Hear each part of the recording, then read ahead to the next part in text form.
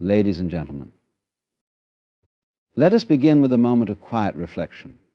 Imagine standing at the edge of a great ocean, the waves crashing against the shore, each one a whisper of infinite power. This ocean is your soul.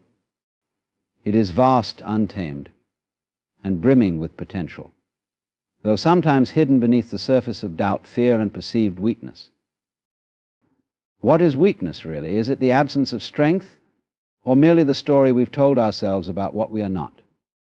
Society often unwittingly casts women into roles that feel small and confined, urging them to find strength in conformity rather than authenticity. But true strength is never born from compliance. It rises from the courageous act of being real. True weakness is not what we so often think it is. It does not reside in the body, nor in the circumstances life places before us. It is not defined by the obstacles we face, the pain we endure, or even the times we falter. Weakness, in its truest form, is a belief and illusion that whispers we are powerless, that we are powerless, that we are somehow less than we are capable of being. It is a veil drawn over our own eyes, blinding us to the immense reservoir of strength that lies within. For centuries, women have been subjected to narratives that reinforce this illusion. Society has often painted strength as something external measured by physical force, dominance, or control. Women, told they lacked these traits, were encouraged to see themselves as inherently weaker. Yet this definition of strength is not only narrow but profoundly misleading. It ignores the vast internal power that exists within every woman, a power that arises not from muscles or might but from spirit, resilience, and authenticity. The belief in powerlessness is the most dangerous form of weakness. When we believe we cannot change our circumstances, that we are bound by forces greater than ourselves, we surrender not just our strength, but also our agency. And yet this belief is an illusion, a shadow cast by fear and doubt, with no substance of its own. The moment a woman confronts this illusion, when she turns to face the shadow rather than run from it, something remarkable begins to happen. In that confrontation, a woman discovers that strength was never something she lacked. It was merely hidden beneath layers of self-doubt and conditioning. She sees that strength is not about the absence of fear, but about moving forward despite it. It is not about perfection or invulnerability, but about the courage to embrace one's imperfections and vulnerabilities with grace. To dismantle the illusion of weakness is to awaken to a profound truth. The power we seek is already within us. It is in the quiet determination to rise after a fall. It is in the ability to nurture others while simultaneously nurturing oneself. It is in the audacity to dream, to speak, to live authentically in a world that often demands otherwise. A woman's strength does not come from some external source. It emerges from within when she sheds the illusion that she is powerless. In confronting this falsehood, she not only reclaims her power, but also redefines it. Strength, she learns, is not about domination, but about connection. Not about hardness, but about resilience. In realizing this, she transforms herself and becomes a beacon for others, showing that the illusion of weakness was never real at all. Adversity is often misunderstood, feared, and avoided, as though it were a curse to be rid of. Yet if we look deeply, we begin to see that adversity is not the antagonist in the story of our lives, but a crucible and essential part of our transformation. It is through hardship, challenge, and suffering that the soul is refined, the mind reshaped, and what once seemed broken is revealed as extraordinary. In the natural world, nothing beautiful or enduring is created without some form of resistance or pressure. The diamond, a symbol of brilliance and resilience, begins as mere carbon. Only under immense heat and crushing force does it transform into something radiant. Adversity plays this role in our lives. It pushes us to our limits, forces us to confront what we might otherwise ignore, and molds us into stronger, more authentic versions of ourselves. When we first encounter adversity, it can feel overwhelming, even cruel. Loss, failure, and hardship often seem like punishments or barriers meant to thwart us. But this perspective arises from seeing only the surface of our experience. Beneath the initial pain lies the potential for profound growth. Adversity strips away illusions and pretenses, forcing us to confront who we are at our core. In this confrontation, we find our resilience not in the absence of pain, but in our ability to endure it, learn from it, and ultimately transcend it. To say that adversity transforms us is not to romanticize suffering or diminish the very real pain it brings. It is to acknowledge the paradox of growth, that the most meaningful transformations often arise from the most difficult trials. When we face adversity, we are given a choice. We can resist clinging to what was, or we can surrender to the process, allowing it to shape us. This surrender is not weakness, it is a courageous act of trust that something greater is unfolding, even if we cannot yet see it. Through adversity, we gain clarity. We learn what truly matters and what is merely noise. We discover strengths we never knew we had and develop compassion for ourselves and others. What once seemed like insurmountable brokenness becomes the foundation for wisdom and grace. In the end, adversity does not leave us as it found us. It does not return us to the lives we had before, but propels us into something deeper, richer, and more profound. It is in the crucible of hardship that we find not just survival, but transformation. And through this process, we become extraordinary. There is a quiet, transformative power in authenticity, a power that transcends the need for external validation and speaks directly to the heart of what it means to live fully. Authenticity is not a performance, nor is it something to be earned or achieved. It is the simple yet profound act of being who we truly are.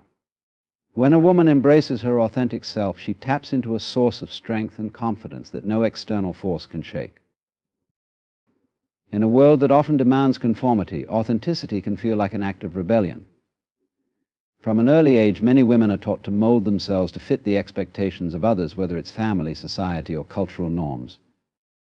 They are encouraged to prioritize being liked over being real, to seek approval rather than live in alignment with their truth.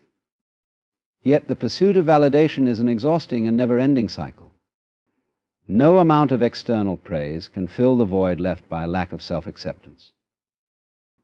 When a woman ceases to strive for validation, something remarkable begins to happen.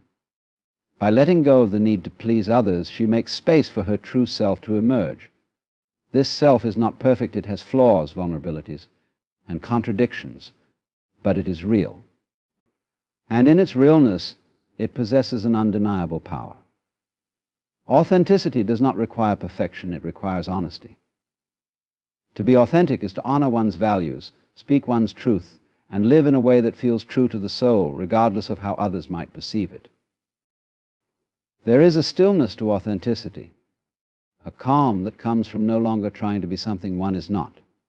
This calm is not passive, it is deeply rooted.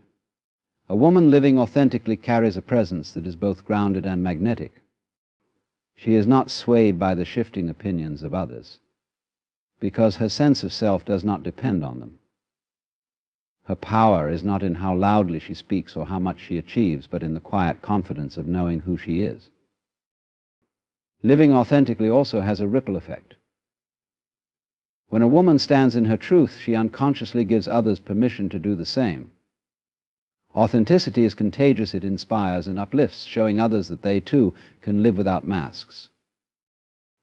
In the end, the quiet power of authenticity is not about conquering or proving anything. It is about being at peace with oneself. When a woman aligns her life with her truth, she discovers a strength that no external force can diminish.